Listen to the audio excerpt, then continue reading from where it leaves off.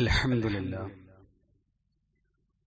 نحمده ونستعينه ونؤمن به ونتوكل عليه ونعوذ بالله من شرور أنفسنا ومن سيئات أعمالنا من يهده الله فلا مضل له ومن يضلله فلا هادي له وأشهد أن لا إله إلا الله وحده لا شريك له وأشهد أن محمدا عبده ورسوله أرسله بالهدى ودين الحق ليظهره على الدين كله ولو كره المشركون اللهم صل على محمد وعلى آل محمد كما صليت على إبراهيم وعلى آل إبراهيم إنك حميد مجيد اللهم بارك على محمد وعلى آل محمد كما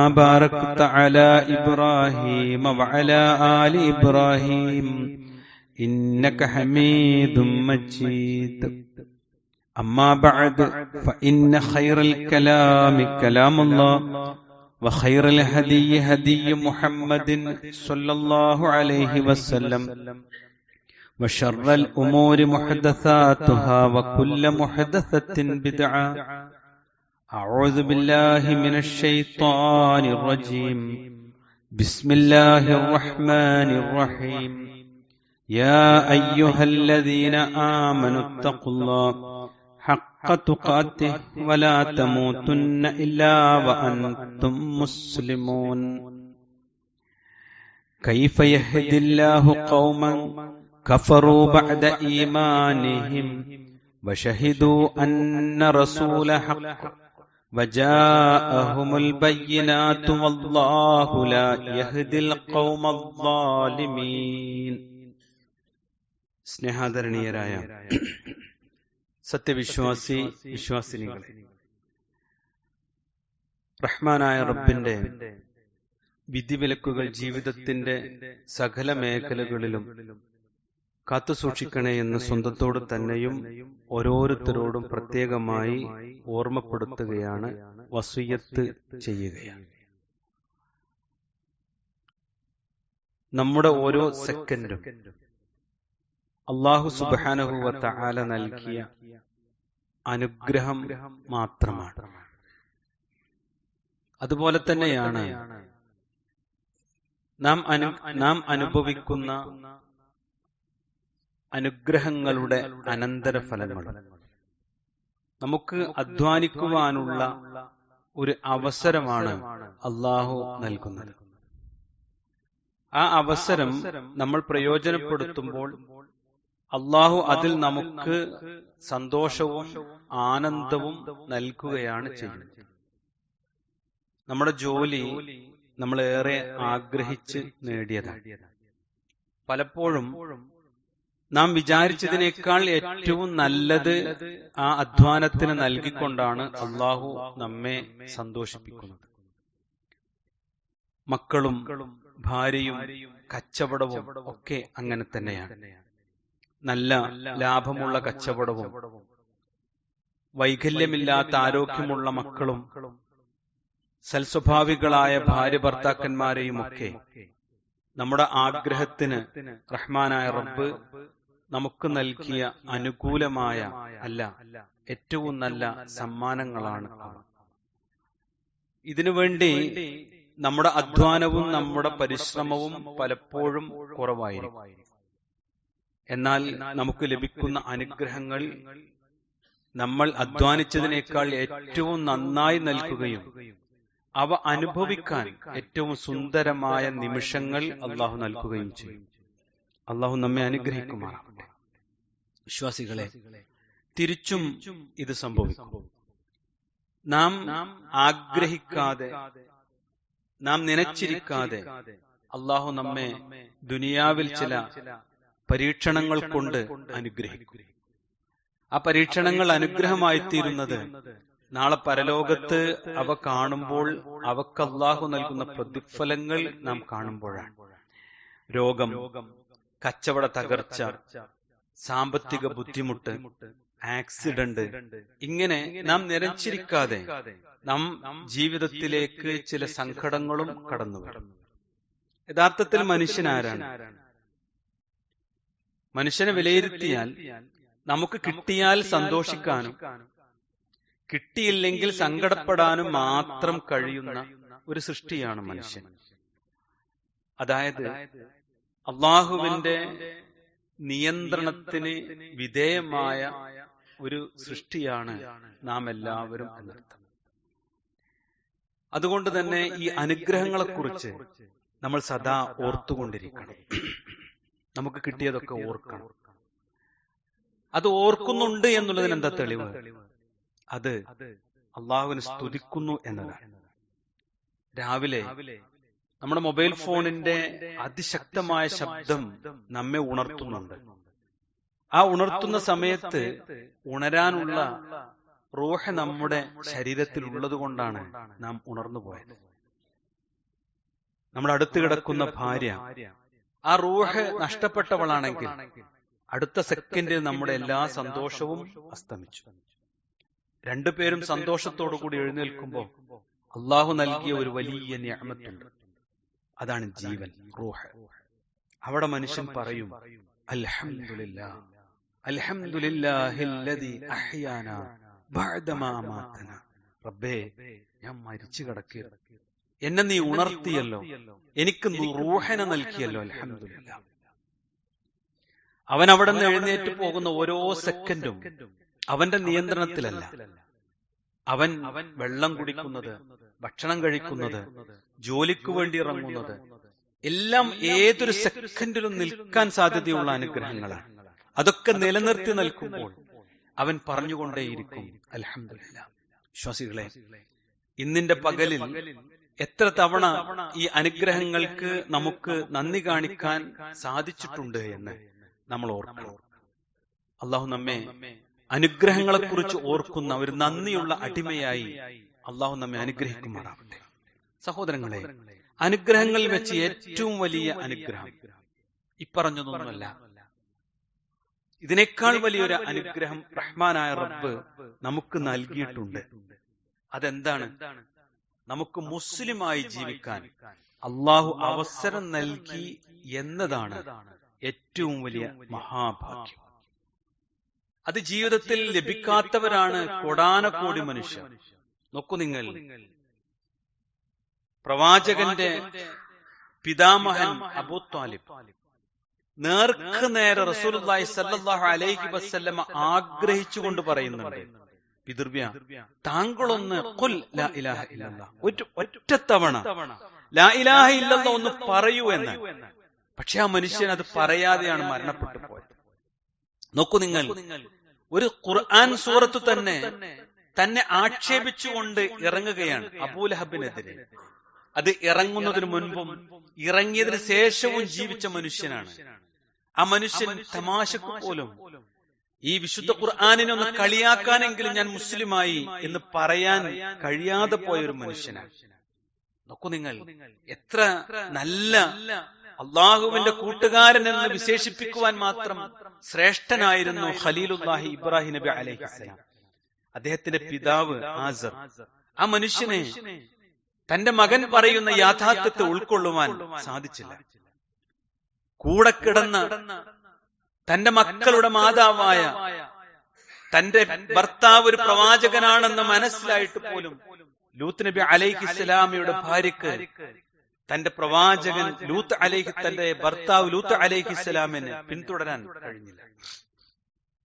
നൂഹ് നബി അലൈഹിസ്സലാം ഏറെ പ്രബോധനം ചെയ്ത് തന്റെ മക്കൾക്ക് മുന്നിലൂടെ ജീവിച്ചു പോയ നൂഹ് നബി അലൈഹിസ്സലാമയുടെ കൻആന് വിശ്വസിക്കാൻ സാധിച്ചില്ല. എന്നാൽ എല്ലാ ക്രൂരതകളുടെയും എക്കാലത്തെയും പ്രതീകമായി ചരിത്രം വിലയിരുത്തിയ ഫിർഔൻ, ആ ഫിർഔനിന്റെ കൊട്ടാരത്തിൽ ആസിയ ബീവിക്ക് അള്ളാഹുവിനെ കുറിച്ചുള്ള ബോധം ലഭിക്കാനുള്ള സന്തോഷം അള്ളാഹു നൽകി. ഞാൻ പറഞ്ഞെന്താ അറിയോ, അനുഗ്രഹം എന്ന് പറയുന്നത് നമ്മുടെ ജീവിതത്തിൽ നമ്മൾ പ്രതീക്ഷിക്കാതെ ലഭിക്കുന്നതാണ്. അതുകൊണ്ട് ഈ ദുനിയാവിലെ ഏറ്റവും വലിയ നിഅമത്ത് എന്ത് എന്ന് സ്വന്തത്തോട് ചോദിച്ചാൽ, ഞാനൊരു മുസ്ലിമായി, ഞാനൊരു മുഅ്മിനായി ഞാനൊരു ഖുർആനിന്റെ വായനക്കാരനായി, ഞാൻ ഖുർആനാണ് എന്റെ ഇമാം എന്ന് പറയാൻ യോഗ്യതയുള്ളവനായി അല്ലാഹു സുബ്ഹാനഹു വ തആല എനിക്ക് അനുഗ്രഹം നൽകി എന്നതാണ്. കോടാനക്കോടി മനുഷ്യർക്ക് ലഭിക്കാത്ത ഒരു അനുഗ്രഹം. പക്ഷേ ഈ ഹിദായത്ത് അല്ലാഹു നൽകിയ അനുഗ്രഹമാണെങ്കിൽ നമ്മുടെ ആരോഗ്യം നമ്മൾ സംരക്ഷിക്കാൻ ആഗ്രഹിക്കുന്നതിനേക്കാൾ, നമ്മുടെ ജീവിതത്തിലെ ഓരോ നിഅമത്തുകളും സംരക്ഷിക്കാൻ ഞാനും നിങ്ങളും പടുത്തുയർത്തിക്കൊണ്ടിരിക്കുന്ന ഓരോ മതിൽക്കെട്ടുകളും, അല്ലെ, സ്വത്തിന് മതിൽ കെട്ടും, വീടിന് മതിൽ കെട്ടും, സമ്പത്തിന് സുരക്ഷിതത്വം ഉണ്ടാക്കും, ആരോഗ്യത്തിന് എന്തൊക്കെയാണോ ഹാനികരമായത് അത് മുഴുവൻ ഉപേക്ഷിക്കും, തന്റെ ആരോഗ്യത്തെ നിലനിർത്താൻ പറ്റുന്ന എന്തൊക്കെ ഭക്ഷണങ്ങളും എന്തൊക്കെ അധ്വാനങ്ങളുമാണോ അതൊക്കെ മുറ തെറ്റാതെ, സമയം തെറ്റാതെ ചിട്ടയായി നമ്മൾ കൊണ്ടു നടക്കും. അള്ളാഹു നൽകിയ ഹിദായത്ത്, ആ മാർഗത്തിലൊന്ന് ചുവട് തെറ്റാതിരിക്കാൻ നമ്മൾ സുരക്ഷിതത്വമുള്ള മാർഗങ്ങൾ സ്വീകരിക്കണം. കാരണം എന്താ അറിയോ, അത് സംരക്ഷിക്കണമെന്ന് ബോധ്യപ്പെടണമെങ്കിൽ അത് നഷ്ടപ്പെട്ടാൽ ഉണ്ടാകുന്ന ദുരന്തം നമ്മൾ അറിയണം, അത് നഷ്ടപ്പെടുത്തിയാലുള്ള ശിക്ഷ നമ്മൾ അറിയണം. നോക്കൂ നിങ്ങൾ, റഹ്മാനായ റബ്ബിന് ഏറെ കോപമുള്ള വിഷയമാണ് അവന് ഹിദായത്തിനുള്ള മാർഗം കാണിച്ചു കൊടുത്തിട്ട് അതിൽ നിന്ന് തിരിച്ചു നടക്കുക എന്നത്. നോക്കൂ നിങ്ങൾ, സൂറത്ത് ആല ഇംറാനിലെ വചനമാണ്, കൈഫ യഹ്ദില്ലാഹു ഖൗമൻ കഫറു ബഅദ ഈമാനിഹിം.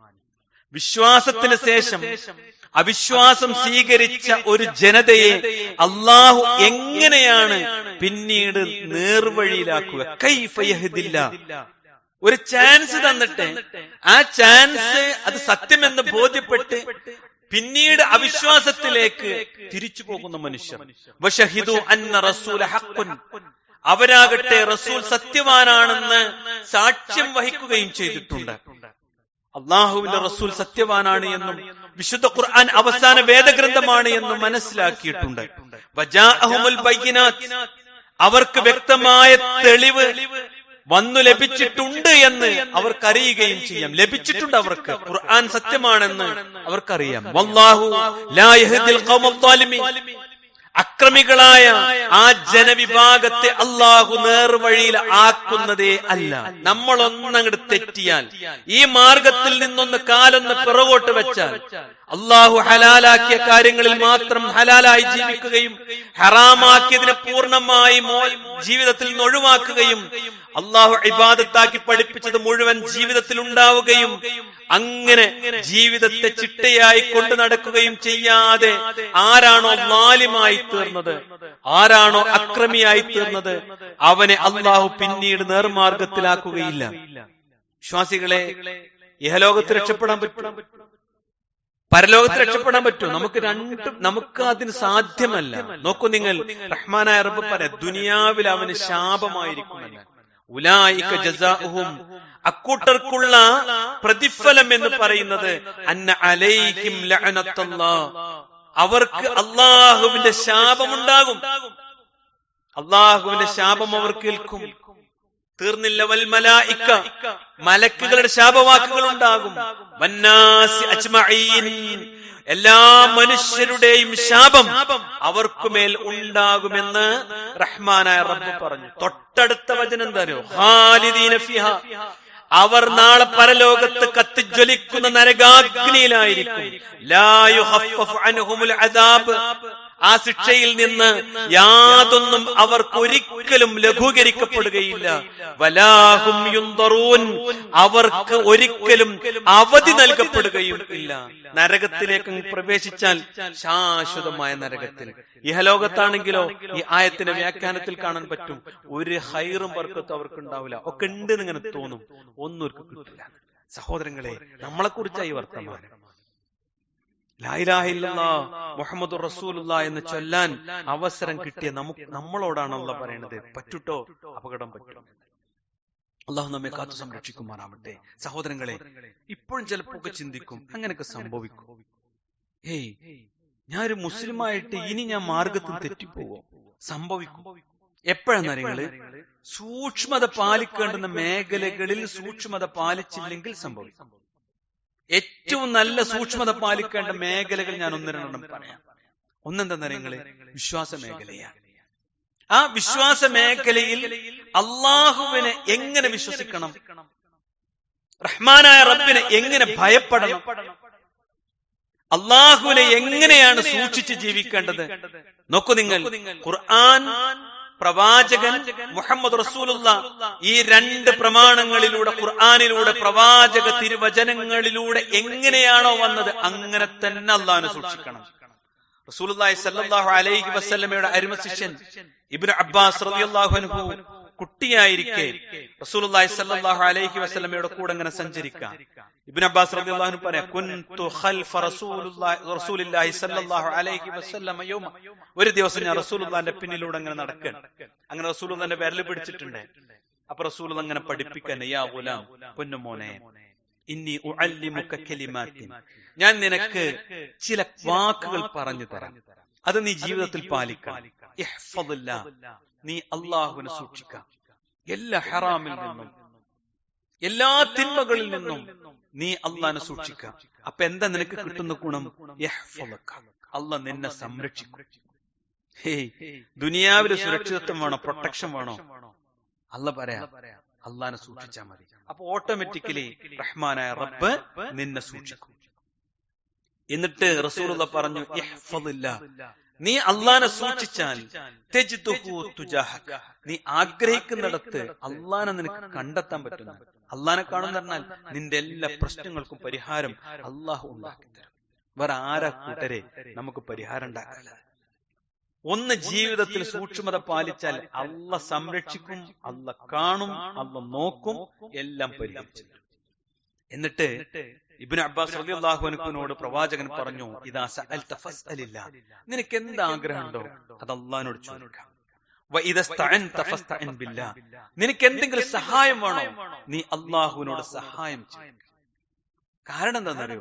അതുകൂടി റസൂലുള്ളാഹി പറഞ്ഞു, വഅലം, നീ പഠിച്ചു മനസ്സിലാക്കിക്കോ, അന്നൽ ഉമ്മത്ത ലബിജ്തമഅത് അലാ അൻ യൻഫഉക ബിശൈഇൻ ലം യൻഫഉക ഇല്ലാ ബിശൈഇൻ ഖദ് കതബഹു അല്ലാഹു ലക്. ഈ ദുനിയാവിലെ മുഴുവൻ ആളുകളും നിനക്കൊരു നിഅമത്ത് ചെയ്യാൻ, ഒരു നന്മ വരാൻ വേണ്ടി പരിശ്രമിച്ചു. പക്ഷേ എല്ലാരും അതിനുവേണ്ടി ഒരുമിച്ച് കൂടി നിന്നെ രക്ഷപ്പെടുത്താൻ തീരുമാനിച്ചാലും അള്ളാന്റെ കിതാബിൽ അത് നിനക്ക് അനുഗ്രഹമായി രേഖപ്പെടുത്തിയിട്ടില്ലെങ്കിൽ ആർക്കും നിന്നെ സഹായിക്കാൻ പറ്റില്ല.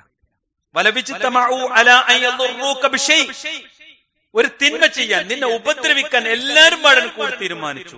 ലം യദുറുക ഇല്ലാ ബിശൈഇൻ ഖദ് കതബഹു അല്ലാഹു അലൈക. അങ്ങനെ ഒരു പരീക്ഷണം, അങ്ങനെ ഒരു പ്രയാസം നിനക്ക് റഹ്മാനായ റബ്ബ് നീ ജനിക്കുന്നതിന് മുമ്പ് അവന്റെ വിധി നിർണയ രേഖയിൽ രേഖപ്പെടുത്തിയിട്ടില്ല എങ്കിൽ നിനക്ക് ചുറ്റുമുള്ള മുഴുവൻ ആളുകളും ഒരുമിച്ച് കൂടിയാലും നിന്നെ ഒന്നും ചെയ്യാൻ അവർക്ക് സാധിക്കുകയില്ല. അള്ളാഹുവിന്റെ കർമ്മരേഖകളിൽ രേഖപ്പെടുത്തുന്ന, വിധി രേഖപ്പെടുത്തുന്ന പേനകൾ ഉയർത്തപ്പെട്ടിട്ടുണ്ട്, അത് രേഖപ്പെടുത്തിയ പേജുകൾ മഷി ഉണക്കപ്പെട്ടിട്ടുണ്ട് എന്ന് റസൂലുള്ളാഹി സ്വല്ലല്ലാഹു അലൈഹി വസല്ലം പഠിപ്പിച്ചു. നോക്കൂ നിങ്ങൾ, അവിടെയാണ് ഇയ്യാക നഅ്ബുദു വ ഇയ്യാക നസ്തഈൻ. ഇത് ജീവിതത്തിന്റെ ഭാഗമാകുമ്പോഴാണ് അള്ളാഹു നമ്മെ സംരക്ഷിക്കുക. അവിടെയാണ് റഹ്മാനായ റബ്ബിന്റെ ശാപമില്ലാതെ, മലക്കുകൾ ശാപപ്രാർത്ഥന നടത്താതെ, ലോകത്തുള്ള മനുഷ്യർ മുഴുവൻ ശപിക്കപ്പെടാതെ, ശാപവാക്കുകൾ പറയാതെ നാം സുരക്ഷിതരാകണമെങ്കിൽ ഈ പവിത്രമായി അള്ളാഹുവിനെ കാണേണ്ടുന്ന രൂപത്തിൽ, മനസ്സിലാക്കേണ്ടുന്ന രൂപത്തിൽ, ഭയപ്പെടേണ്ടുന്ന രൂപത്തിൽ നമ്മൾ ജീവിതത്തിൽ അള്ളാഹിനെ സൂക്ഷിക്കണം. ഇതിന്റെ വിപരീതം എന്താ? ഇതിന് നേർ വിപരീതം എന്താ? ഇതിന് നേർ വിപരീതം ജീവിതത്തിൽ സംഭവിച്ചാൽ ശാപമുണ്ടാവും, അള്ളാഹുവിന്റെ സഹായം ഉണ്ടാവില്ല. നാളെ പരലോകത്ത് ശിക്ഷയാണ് ലഭിക്കുക. മരണപ്പെട്ടവരോട് സഹായം തേടിയാൽ അള്ളാഹുവിന്റെ മുമ്പിൽ കലങ്ങാത്ത കണ്ണുകൾ ജാറത്തിലെ ശൈഖിന്റെ മുമ്പിൽ നിറഞ്ഞൊഴുകിയാൽ അള്ളാഹിന്റെ സഹായം ഉണ്ടാവില്ല. ഇബ്നു അബ്ബാസ് റളിയല്ലാഹു അൻഹുവിനോട് ചോദിച്ചെന്താ, നീ എന്തെങ്കിലും ചോദിക്കണ്ടെങ്കിൽ അള്ളാഹിനോട് ചോദിക്കുക. തൊട്ടടുത്ത വാക്കെന്താണ്? നിനക്ക് എന്തെങ്കിലും സഹായം വേണമെങ്കിൽ അള്ളാഹുവിനോട് സഹായം ചോദിക്കുന്ന ആഗ്രഹ സഫലീകരണം, അല്ലേ, ആശയപൂർത്തീകരണം, അതുപോലെ തന്നെ തന്റെ ആഗ്രഹങ്ങൾക്ക് വേണ്ടിയുള്ള എല്ലാം, സാമ്പത്തികമായ അഭിവൃദ്ധി, ഇതൊക്കെ അള്ളാഹിനോട് ചോദിക്കണ്ടേ. ഇത് ഏതെങ്കിലും തങ്ങന്മാർക്ക് മുമ്പിലും ജാറങ്ങൾക്ക് മുമ്പിലും ആരെങ്കിലും കടന്നുപോയാൽ അതിനെ വിശ്വാസം എന്നല്ല പറയാം, വിശ്വാസത്തിന്റെ ജീർണത എന്നാണ് പറയാം. അവൻ അള്ളാഹുവിന്റെ ശാപത്തിനും നരക ശിക്ഷക്കും കാരണമാകും. അള്ളാഹു നമ്മെ കാത്തു സംരക്ഷിക്കുമാറാവട്ടെ. ഇതൊരു വശ അല്ലേ? നമ്മുടെ ചുറ്റുപാടും ജാറങ്ങൾ നിറഞ്ഞു കവിഞ്ഞു. ഓരോ ജാറത്തിലും എത്തുന്നത് പള്ളിയിലെത്തുന്നതിനേക്കാൾ ആളുകളാണ്. അവിടെ നമ്മൾ പ്രതീക്ഷ വെക്കുന്നുവെങ്കിൽ വിശ്വാസികളെ, ഇഹത്തിൽ ശാപമുണ്ട്, നാളെ പരത്തിൽ നരകമുണ്ട്. ആർക്കാണ് ലാ ഇലാഹ ഇല്ലല്ലാഹ് മുഹമ്മദുർ റസൂലുള്ളാഹ് എന്ന് പറയാൻ ഭാഗ്യം ലഭിച്ച ആളുകൾക്ക്? എത്രമാത്രം പിശാച് നമ്മെ അകപ്പെടുത്തുന്നു അപകടത്തിൽ. രണ്ടാമത്തെ വിഷയമുണ്ട്, പുതിയ തലമുറക്ക് ബാധിച്ചുകൊണ്ടിരിക്കുന്നു. ഇത് വിശ്വാസത്തിന്റെ ജീർണതയുടെ മറ്റൊരു വശം. എന്താണെന്നറിയോ? അത് വിശ്വാസങ്ങളെ നിരസിക്കുക എന്നതാണ്. അല്ലല്ല, ഒരു സ്രഷ്ടാവില്ല, പറയാൻ എളുപ്പമാണ്. എന്താണ് തെളിവ്? അല്ലണ്ട് എന്ന് പറയാൻ ഒരു മുസ്ലിമിന് തെളിവുണ്ട്. വിശുദ്ധ ഖുർആനിലെ 6000-ൽ പരം വചനങ്ങൾ ആദ്യം മുതൽ അവസാനം വരെ വായിച്ചാൽ ഏതൊരു മനുഷ്യനും ബോധ്യപ്പെടും. എന്നാൽ ദൈവമില്ല എന്ന് പറയാന് എന്ത് തെളിവുള്ളത്? ഇല്ല. അവന് നീളല്ലൊരു നാവുണ്ട് എന്ന് മാത്രം. അല്ലേ? എന്തിനാണ് നിരീശ്വരവാദം കൊണ്ട് നടക്കുന്നത്? എന്തിനാണ് ജീവിതത്തിൽ അള്ളാഹുവിന്റെ സൃഷ്ടിപ്പിനെ കളിയാക്കുന്നത്, ലോകത്തിന്റെ സൃഷ്ടാവിനെ നിരസിക്കുന്നത്? ഒറ്റ ലക്ഷ്യമുള്ളൂ, നിയന്ത്രണം പാടില്ല. ആരും ഞങ്ങൾ നിയന്ത്രിക്കരുത്, അത് മാത്രമേ ലക്ഷ്യമുള്ളൂ. തുറന്ന ലൈംഗികത വേണം, സാമ്പത്തിക അരാജകത്വം ഉണ്ടാവണം, എന്തിനും പറ്റണം, എവിടെ ആടിത്തിമറിക്കണം, അത്ര ഉദ്ദേശമുള്ളൂ. അതിനെന്താണ് ദൈവ നിഷേധമായി. അതുകൊണ്ട് തന്നെ ഇന്ന് ക്യാമ്പസുകളിലെ പുതുതലമുറക്ക് ഫാഷനായിത്തീരുന്നത് യഥാർത്ഥത്തിൽ വിശ്വാസത്തിന്റെ അതിജീർണതയാണ്. എപ്പോഴാണ് ഇത് കുറച്ചുകൂടി ശക്തമായതും കൂടി നമ്മൾ പഠിക്കണം. അതായത് ഇസ്ലാമോഫോബിയയുടെ ഭാഗമായിട്ടാണ് യഥാർത്ഥത്തിൽ മനുഷ്യരിൽ ഈ ദുർബലമായ അവസ്ഥ ഉണ്ടായത്. എല്ലാവരും ഇസ്ലാമിന്റെ സംശയത്തിലായി നിലനിർത്തിയപ്പോ ആ ഭയം ഈമാനിൽ ദുർബലനായവനെ സ്വാധീനിച്ചു. അപ്പൊ അവനെന്താ, ഇത് നിഷേധിക്കലാണ് ഇവിടെ ജീവിക്കാൻ ഏറ്റവും സുഖം എന്ന് വിശ്വസിച്ചുകൊണ്ട് പ്രമാണങ്ങളിൽ നിന്ന് മടങ്ങിപ്പോവുകയാണ് ചെയ്തത്. അല്ലെ? അപ്പൊ അതുകൊണ്ട് ഈ സംശയത്തിനെ നിഴലിൽ കൊണ്ടുവരാൻ ശ്രമിക്കുന്ന ആളുകളെയാണ് നമ്മൾ തിരിച്ചറിയേണ്ടത്. അല്ലെ? ഇസ്ലാം തീവ്രവാദത്തിന്റെ മതമാണ്, താടി തീവ്രവാദത്തിന്റെ ഭാഗമാണ്, പർദ്ദ, അല്ലെ, ഇതൊക്കെ മുസ്ലിങ്ങളൊക്കെ ഭീകരവാദികളാണ്. ഇതൊക്കെ ഇങ്ങനെ പറഞ്ഞ് ആരൊക്കെയോ സോഷ്യൽ മീഡിയയിൽ പറഞ്ഞതിന്റെ വെളിച്ചത്തിൽ നിന്നിട്ട് ഇന്ന് ഏറ്റവും എളുപ്പം എന്താണ്, ഞാനൊരു എക്സ് മുസ്ലിമാണെന്ന് പറയാം, ഞാൻ പണ്ട് മുസ്ലിമായിരുന്നു ഇപ്പൊ മുസ്ലിം അല്ല എന്ന് പറയാം.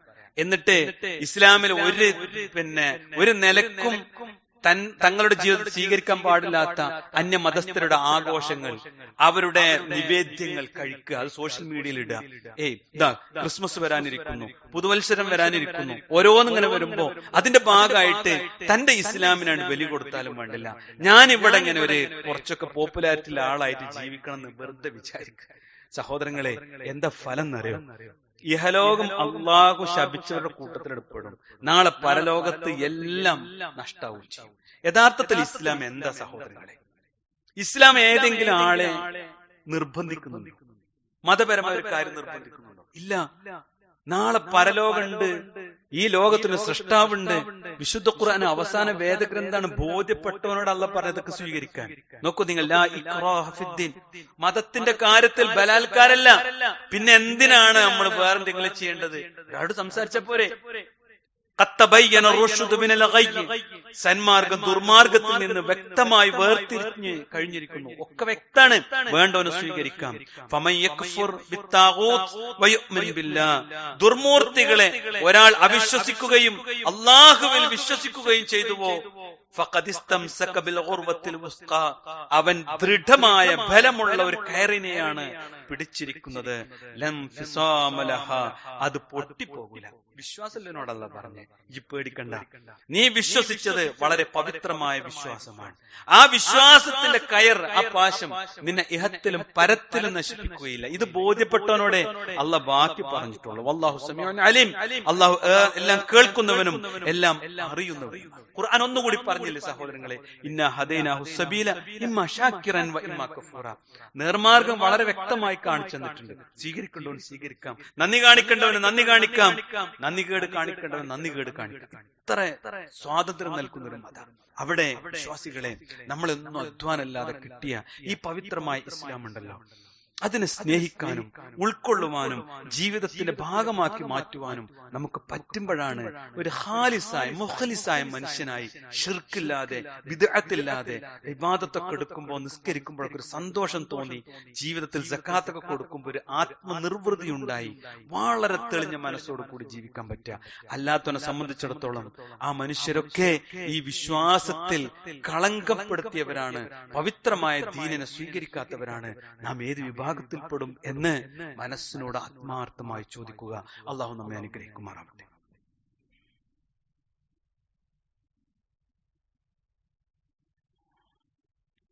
ഇന്നൽ ഹംദുലില്ലാഹ് വസ്സലാത്തു വസ്സലാമു അലാ റസൂലില്ലാഹ് വഅലാ ആലിഹി വസഹ്ബിഹി അജ്മഈൻ.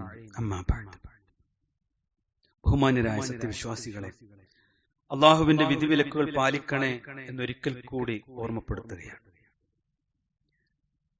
നമ്മുടെ ജീവിതത്തിൽ നന്മയുടെ സമ്പൂർണ്ണ പ്രതിഫലം എന്ന് പറയുന്നത് സ്വർഗമാണ്. തിന്മയുടെ പ്രതിഫലം എന്ന് പറയുന്നത് നരകമാണ്. ഇത് മരണാനന്തരം യാഥാർത്ഥ്യമായി നമ്മുടെ ജീവിതത്തിൽ സംഭവിക്കും. അതുകൊണ്ട് നാം നിൽക്കുന്ന ഈ മണ്ണിന്റെ പുറത്തുനിന്ന് നാം കിടക്കേണ്ടി വരുന്ന മണ്ണിന്റെ അകത്തേക്ക് പോകുന്നതിന് മുമ്പ് ഞാൻ സ്വീകരിച്ച വിശ്വാസവും നിലപാടും ശരിയാണോ എന്ന് ഉറപ്പുവരുത്തണം. നമ്മുടെ ഹിദായത്ത് നഷ്ടപ്പെടാൻ സാധ്യതയുള്ള മറ്റൊരു മേഖല കൂടിയുണ്ട്. അത് യഥാർത്ഥത്തിൽ ഒരു മുസ്ലിം കൾച്ചറിന്റെ ഭാഗമാണ്, സംസ്കാരത്തിന്റെ ഭാഗമാണ്. ഇസ്ലാം ഉയർത്തിപ്പിടിക്കുന്ന ചില അടയാളങ്ങളുണ്ട്. അതിനെ ഇകഴ്ത്തുക അല്ലെങ്കിൽ അതിനെ കൊച്ചാക്കുക, അതൊന്നും ഇല്ലെങ്കിലും ഇങ്ങനെയൊക്കെ മതി എന്ന് തീരുമാനിക്കുക, അതും യഥാർത്ഥത്തിൽ ഒരു ജീർണതയാണ്. അല്ലാഹ് പറഞ്ഞ എന്താ അറിയോ? യാ അയ്യുഹല്ലദീന ആമനൂ, അല്ലയോ സത്യവിശ്വാസികളെ, ലാ തഹല്ലു ശആഇറല്ലാഹ്, നിങ്ങൾ മതചിഹ്നങ്ങളെ അനാദരിക്കരുത് എന്നാണ്. മതത്തിന് ചില അടയാളങ്ങളുണ്ട്, ആ അടയാളങ്ങളെ നിങ്ങൾ അനാദരിക്കരുത്. ചിലത് ഞാൻ പറയാം. സഹോദരങ്ങളെ, ഇസ്ലാമികമായ ഒരു വേഷം എന്താണ്? ഇസ്ലാമികമായ വേഷം എന്ന് പറഞ്ഞാൽ പുരുഷനാകട്ടെ സ്ത്രീയാകട്ടെ ശരീരത്തിനോട് ചേർന്ന് നിൽക്കുന്നതല്ല. അത് അയവുള്ളതാണ്. പുരുഷന്റേത് ഞെരിയാണിക്ക് മുകളിൽ കയറി നിൽക്കുന്നതാണ്. സ്ത്രീകൾക്ക് അവരുടെ ശരീരം മുഴുവനും പുരുഷന്മാരിൽ നിന്ന് ആകർഷണം തോന്നാത്ത വിധം മറച്ചു വെക്കേണ്ടതാണ്. എന്നാൽ നാട്ടിൽ നേരെ തിരിച്ചാണ്. അത് ശരിയും ഇത് തെറ്റും എന്ന് ആരുടെയെങ്കിലും മനസ്സിലുണ്ടെങ്കിൽ അതും ഇസ്ലാമിനെ വെറുക്കുന്നതിന് തുല്യമാണ്. ഇന്നത്തെ കാലത്ത് ഇങ്ങനെയൊക്കെ പറ്റുള്ളൂ, ഇങ്ങനെ നടന്നാൽ മതി എന്ന് മക്കളെയും ഭാര്യമാരെയും ശീലിപ്പിക്കുകയും പഠിപ്പിക്കുകയും ചെയ്യുന്നുണ്ടെങ്കിൽ നമ്മൾ ഓർത്തോ, നമ്മൾ ഇസ്ലാമിനെ നിഷേധിക്കുന്നത് ഇങ്ങനെയാണ് എന്ന് നമ്മൾ അറിയണം. ഇതും ഒരു ജീർണതയാണ്, അല്ലെ? താടി വളർത്തുക, മീശ ചുരുക്കുക, ഇത് ഇസ്ലാമിന്റെ ഷിആറിൽപ്പെട്ടതാണ്. ആ ഷിആറിനേക്കാൾ നല്ലത് ക്ലീൻ ഷേവ് ആണെന്നും അതാണ് സൊസൈറ്റിയിൽ കുറച്ചും കൂടി ഒക്കെ ഒരു ബെറ്റർ എന്ന് ചിന്തിക്കുന്നുണ്ടെങ്കിൽ, നല്ലത് എന്ന് ചിന്തിക്കുന്നുണ്ടെങ്കിൽ അതും ഒരു ജീർണതയാണ്. ഇസ്ലാമിന്റെ ഏറ്റവും പവിത്രമായത് എന്താ? കച്ചവടം ചെയ്യാന്നുള്ളതാണ്, ജോലി ചെയ്യാന്നുള്ളതാണ്, അതിലൂടെ സമ്പാദിക്കാന്നുള്ളതാണ്. എന്നിട്ടോ സക്കാത്ത് കൊടുക്കുക, സ്വതക്ക കൊടുക്കുക. ഇതാണ് ഇസ്ലാമിന്റെ സാമ്പത്തിക ക്രയവിക്രയത്തിന്റെ അടിസ്ഥാനം. എന്നാൽ പലിശയും കള്ളക്കച്ചവടവും അതൊക്കെ ഇന്നത്തെ കാലത്ത് വേണമെന്ന് ചിന്തിക്കുന്നുണ്ടെങ്കിൽ അവൻ എത്ര വക്തിന് പള്ളിക്ക് പോയി സുജൂദ് ചെയ്തിട്ടും കാര്യമില്ല, അവൻ ജീർണതയുടെ മറ്റൊരു മുഖമാണ്. വിശ്വാസികളെ, ഇസ്ലാമിനെ സ്നേഹിക്കുക എന്ന് പറഞ്ഞാൽ ഞാൻ മുസ്ലിം എന്ന അഭിമാന ബോധത്തോടു കൂടി ജീവിക്കുക എന്നാണ് അർത്ഥം.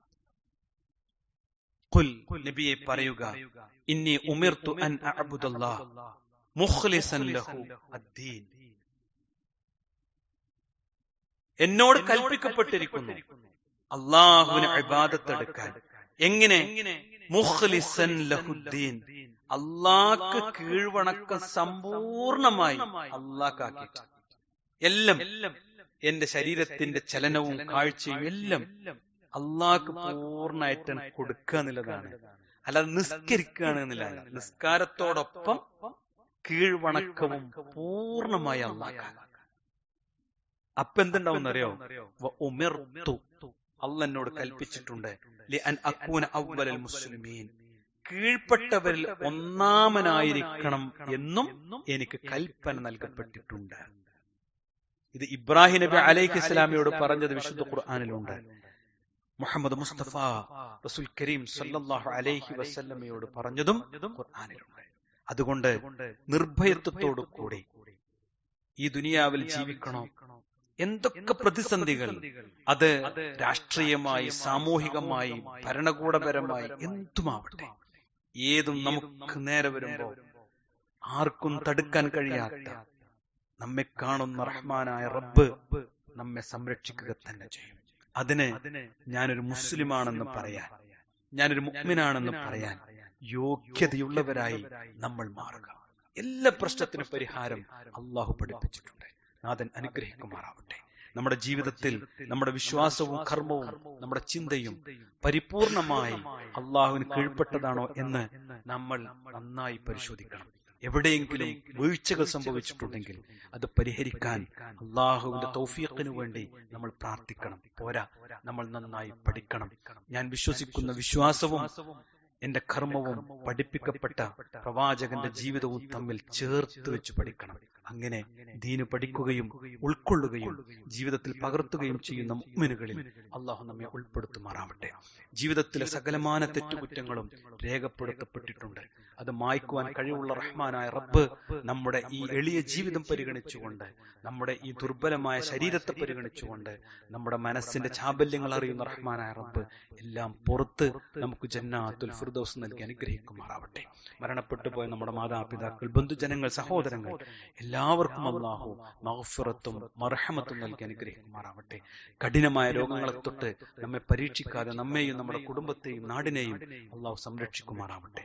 اللهم اغفر للمؤمنين والمؤمنات والمسلمين والمسلمات والأحياء منهم والأموات إنك مجيب الدعوات يا قاضي الحاجات. اللهم أجرنا من النار، اللهم أجرنا من النار، اللهم أجرنا من النار. ربنا آتنا في الدنيا حسنة وفي الآخرة حسنة وقنا عذاب النار. آمين آمين برحمتك يا أرحم الراحمين، والحمد لله رب العالمين.